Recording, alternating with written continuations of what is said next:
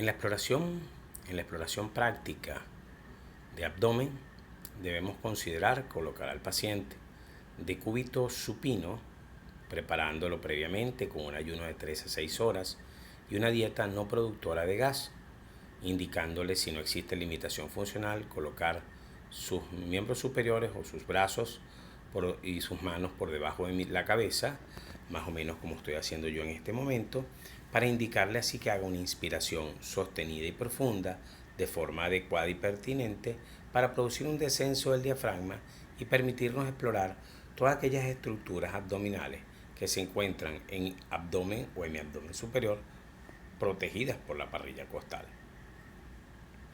Comenzamos por línea media, como está descrito en esta imagen. Vamos a comenzar con el traductor intransverso por epigastrio, considerando la línea media, y allí vamos a hacer la exploración de las estructuras pancreáticas o del páncreas y de los grandes vasos. Recordando que esta proyección la estamos realizando en sentido antero-posterior con una discreta pendulación, es decir, movimiento del traductor desde la apéndice sifoides hacia el abdomen, es decir, vamos a ir desplazándonos de esta forma con nuestro traductor. Si el traductor está colocado de forma lineal sobre el epigastrio, nosotros haremos una pendulación que vaya hacia el ombligo del paciente, manteniendo siempre el cristal sobre la región de epigastrio. Allí entonces observaremos en sentido antero-posterior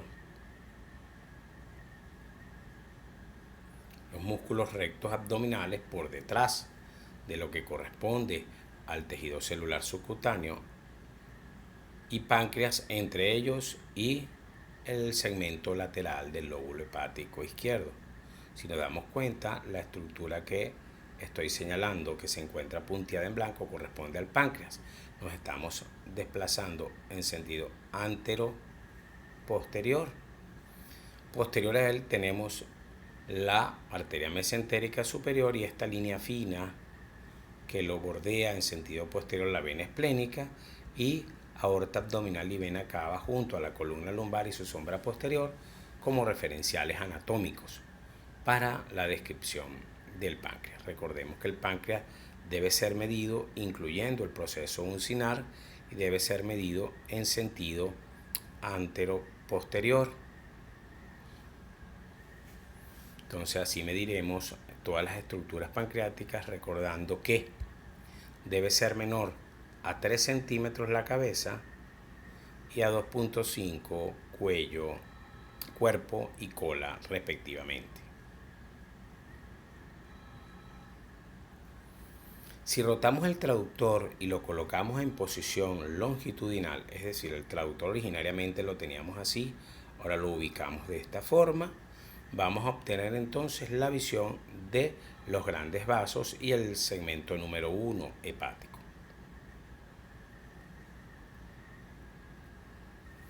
Y ahí es como observamos la aparición de segmento 4A, ligamento venoso, vena cava inferior, aorta abdominal, corazón. Esto es superior, esto es inferior, esto es anterior, esto es posterior, y lo que está entre el ligamento venoso y vena cava inferior corresponde al lóbulo caudado o segmento 1.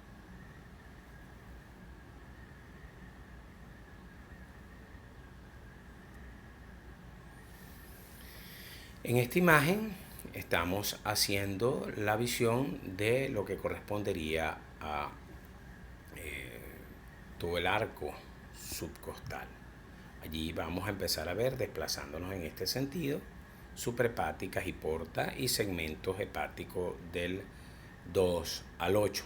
En algunas oportunidades podemos ver el 1, que es medial superior y posterior. Aquí vemos la aparición del ligamento venoso, de la vena cava, del diafragma. Esto es inferior, esto es superior. Aquí tenemos entonces el segmento 1, aquí tenemos los segmentos izquierdos y aquí los segmentos derechos.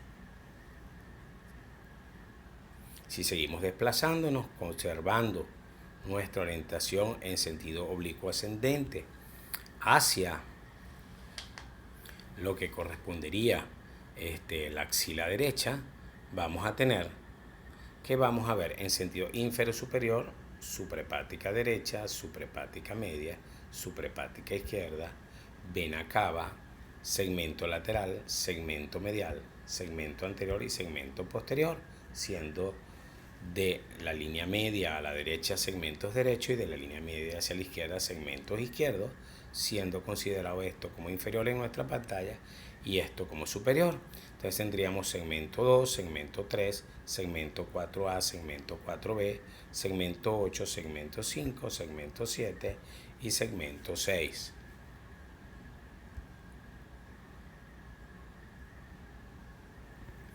Identificados en esta imagen de forma adecuada.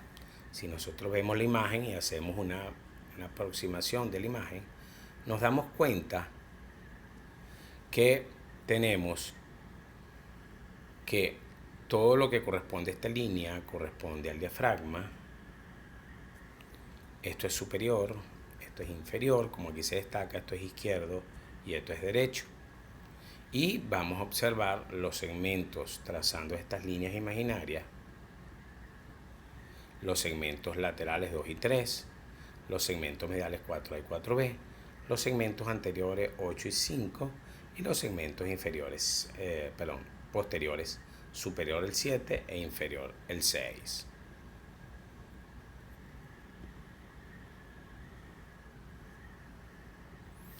Si nos ubicamos ya con el traductor sea en transverso o en longitudinal a nivel de línea axilar anterior o incluso en la porción más externa de la línea clavicular, vamos a observar riñón en corte transverso. Lo observaremos como se ve en esta imagen en su forma transversa con el hilio hacia la cara medial y en longitudinal ubicado con su polo superior hacia la derecha y su polo inferior hacia la izquierda. Si colocamos el traductor en transverso, observaremos que aquí la medición del riñón, el corte transverso se hace desde hilio hasta pared y desde el borde anterior hasta el borde posterior, y si hacemos eso mismo en la imagen longitudinal, que también la vemos en esta consecutiva, vamos a hacer la medición de polo superior a polo inferior. Las medidas, aunque tienen un valor promedio, debemos recordar que la comparación de el derecho con el izquierdo no debe superar en ninguna de sus medidas más de 2 centímetros en ninguno de sus diámetros.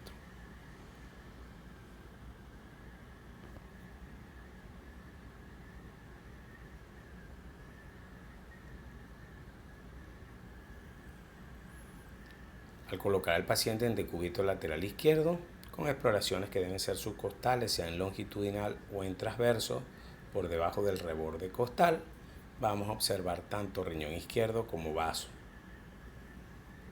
que va a tener una forma de semiluna con una cara cóncava, una cara lateral convexa, y va a tener una porción que es diafragmática y otra porción adosada a la pared abdominal.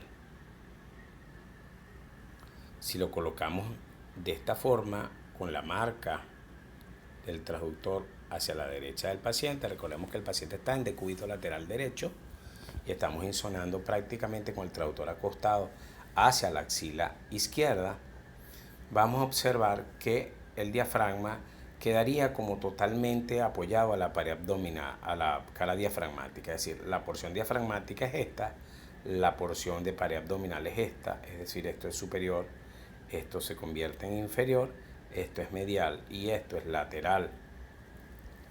Y la medición será, en este caso, una línea que va hasta el punto medio y una línea del punto medio hasta el otro polo, nos daría el longitudinal, y en sentido antero-posterior, desde la cara medial a la cara lateral, tendríamos el antero-posterior, y debemos recordar que no debe ser más de 13 el longitudinal y más de 6 el antero-posterior.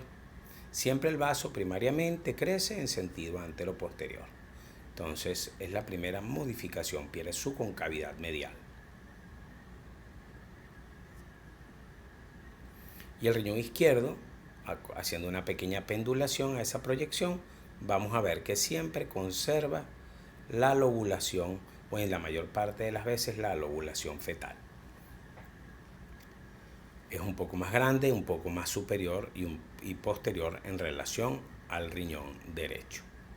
Soy el doctor Alfredo del Yacho, espero haya sido de provecho este webinar práctico complementario a las actividades en nuestra diplomatura en ecografía integral, que tienen el aval de la Universidad de Carabobo a través de Fundacelac y el apoyo institucional de la Unidad Docente para Estudios Médicos UDEM Venezuela.